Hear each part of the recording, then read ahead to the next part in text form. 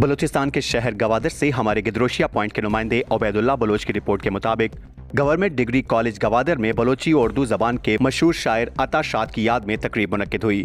تقریب کے مہمان خاص معروف شاعر و ادیب ڈاکٹر AR داد تھے، جبکہ صدارت کے فرائض پروفیسر امداد بلوچ نے انجام دیے۔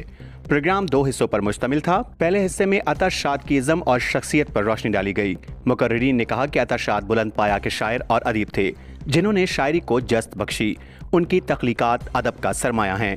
عطا شاد کی شاعری کو سمجھنے کے لیے بلوچستان کے پہاڑوں، میدان، علاقائی لب و لہجے، رسم و رواج اور موسم کو سمجھنا ضروری ہے۔ اس حصے کے اسٹیج سیکریٹری کے فرائض بلوچی کے ادیب پروفیسر ارشاد عالم نے انجام دیے۔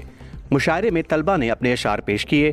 مشاعرے میں مہمان خاص بلوچی کے ریسرچر عاصم ظہیر اور ناول نگار اسلم تگرانی تھے، جبکہ اسٹیج کے فرائض اردو کے شاعر ادیب پروفیسر خیام ثنا تھے۔